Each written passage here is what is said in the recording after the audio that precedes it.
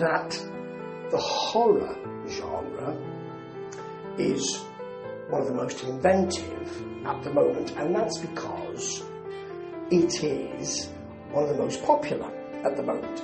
Now, that could be a cyclical thing. It could be where does one start and the other one begin. They're so inventive, so people want to see them, or people want to see them, so they have to become inventive. And when you talk about invention, sometimes horror cinema is eating itself, which is why we've got Winnie the Pooh, Blood and Honey, although the second of those movies is better than the first, and we've got Goldilocks, Blood and Porridge, and that is why we've got films about haunted coffee tables, and you know, number 5 and number 6 and number 10 and all of that. And it's difficult in a genre that has so many subgenres in it, like found footage and demonic possession and all of that, to do something which is A, very different, and B, has the balls to actually keep going and move through with that. Ladies and gentlemen, allow me to introduce you to the 2024 movie In a Violent Nature, which was brought around as a birthday present for me from my good friend Alan. Hello Alan, who said, I hope it's okay, I hope it's not crap, it's had some good reviews. Well, it's certainly not crap, and it is a revelation for horror filmmaking at the moment. It was directed and written by Chris Nash, and it's the ballsy nature of this movie that I really want to comment on. I don't want to give too much away, but it is a slasher movie, and it's set in the 80s. At one point, someone's head is ripped apart. There is a main character who seems to have superhuman powers and also seems to be able to be is elemental. He does seem to be able to just wade into a lake and disappear and walk on the bottom of that lake and come up where the holiday makers are, for instance. So when he takes the top of this gentleman's head off, the gentleman is listening to a Walkman, like a Discman, a Walkman, you know, with cassettes. Remember those? And when he's dragging the body back, we just hear, because the top of the head that he's carrying in one hand is still listening to that Walkman, and the batteries have become are becoming dead, as is the character who is wearing them, and or wearing the Walkman, and so we were. Apart from that, there is no music here. There's music then, and there's music later on from a radio in a car. More of that in a minute. That's all there is. That's one of the ballsy things here. Another ballsy thing is that the plot doesn't really have much of a MacGuffin. Generally, there has to be a reason, certainly these days, why someone is attacking people. Does there have to be one? Not necessarily. And certainly not in this movie.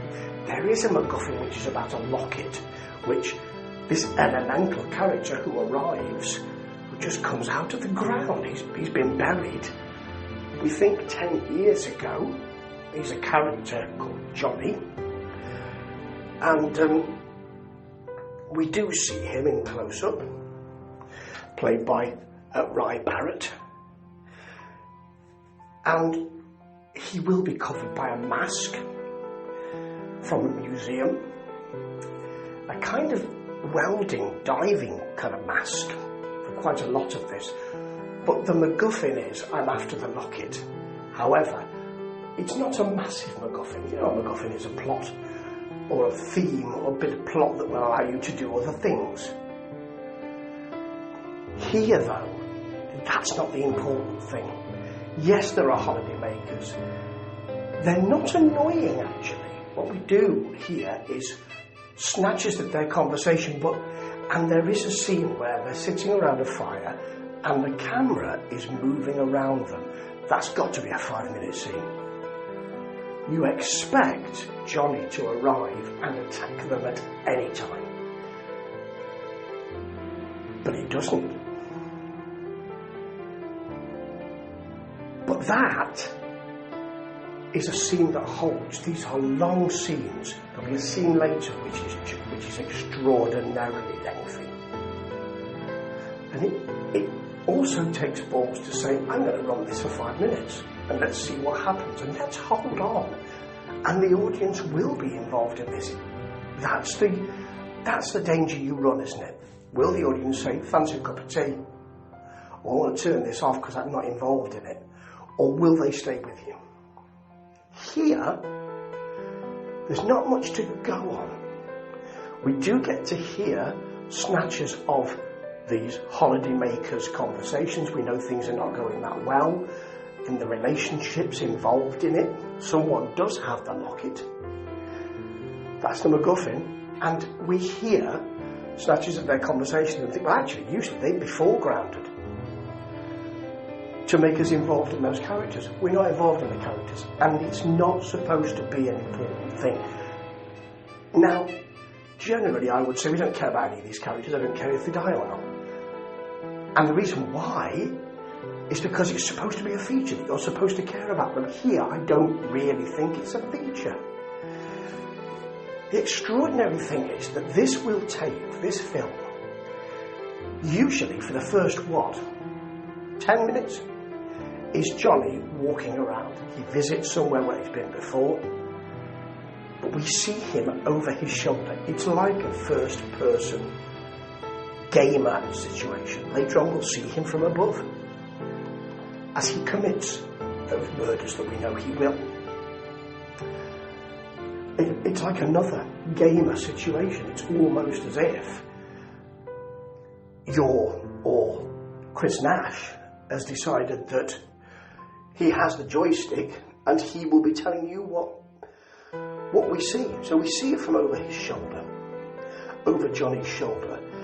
That's something that is held for so long. Plus, the backgrounding to this. And I don't think this is we haven't got much money, it's going to look like this. I think it's a choice. It looks a bit matte and it looks a bit pixelated and it looks a bit like early versions of Doom. Talking of gaming, it looks a bit like that. Never have we seen this with so much ease and so much ballsiness and so much, I'm not going to do anything now, I'm going to leave this and let it go. You can see him walking and he'll do that for the next 3 minutes and you're just going to follow him, behind him, doing that. It adds to a sense of foreboding. There's no music though to tug at your heartstrings or to make you think, I'm being manipulated in a certain way. You can make that decision. Now, murders will ensue here. That's not the important thing. The important thing is how this is done. It has humour. It has really quite sweet performances. Nobody's annoying. And, spoiler alert, somebody will come out of that forest and find somebody to help them. And a scene in the car will last for about 10 minutes while the driver speaks to her. This person who's come out, who was part of the group, who's come out of the forest, speaks to her, and you think the whole time, at some point, she's going to drive back. Like in Texas Chainsaw Massacre, she's going to be part of it, and it's going to drive back to Johnny, or they're going to stop and Johnny's going to be there. Whether that happens or not, I won't tell you. But what I will do is tell you that this is something that is subverting the tropes and is so ballsy. And he's saying all these things up, I'm just not going to do that. It is incredibly refreshing to see this. doesn't do what you expect him to do, and because he doesn't do that, because Chris Nash doesn't do that, this is a special kind of horror film. It's not going to be for everyone. It's kind of expressionistic in a way. But it's about how it's made. And so in a way, it makes you think about the way films are made. It's as if the artistry, it just pulls the curtain back and says, look, here are the mechanics of how you make a horror movie. I'm showing you how I'm using them. It's like a manual. But I'll tell you something, it's a bloody effective one. Ta-ta.